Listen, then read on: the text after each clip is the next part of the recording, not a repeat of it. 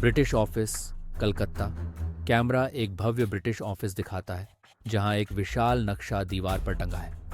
Captain William Frost गुस्से में, ये जंगल हमें रोक नहीं सकता। वहां बहुत बहुमूल्य लकड़ी और खनिज है। हमें इस जंगल को साफ करना ही होगा।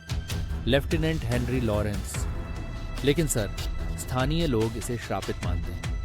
कहते हैं कि वहां जाने वाले कभी लौट कर नहीं आते। कैप्टन हंसता है और सिगार जलाता है।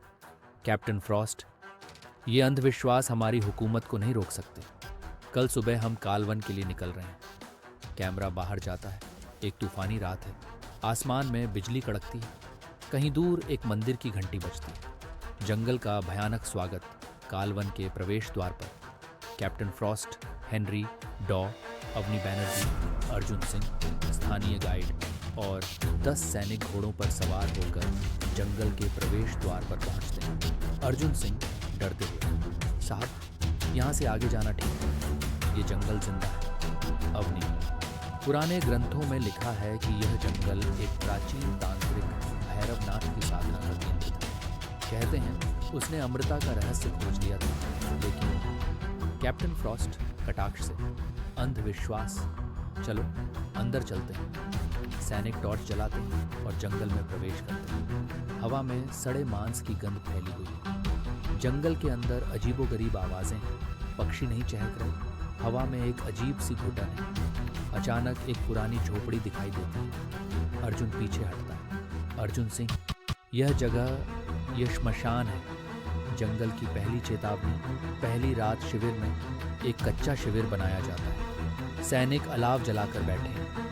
अर्जुन चारों ओर देखते हुए मंत्र बुदबुदा रहा है। रात के तीसरे पहर अचानक एक सैनिक की चीख सुनाई देती है। सभी भागकर उसके तंबू के पास पहुंचते हैं। सैनिक कांपते हुए, मैंने देखा कोई छाया, लंबे बाल, लाल आंखें, पेड़ के पीछे।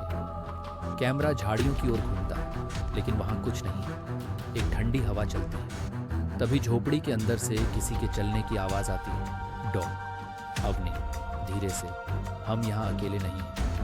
तभी झोपड़ी का दरवाजा अपने आप खुल जाता है और अंदर से एक रहस्यमयी कंकाल की आकृति बाहर झांकती है। जंगल का खौफनाक रहस्य, गहरी गुफा की खोज। अगली सुबह खोज के दौरान अर्जुन सिंह एक गुफा ढूंढ निकालता है। गुफा के द्वार पर अजीब चिन्ह बने हैं। हवा में एक अजीब सी गूंज है। डॉ, अवनी, ये चिन्ह तांत्रिक अनुष्ठानों के हैं।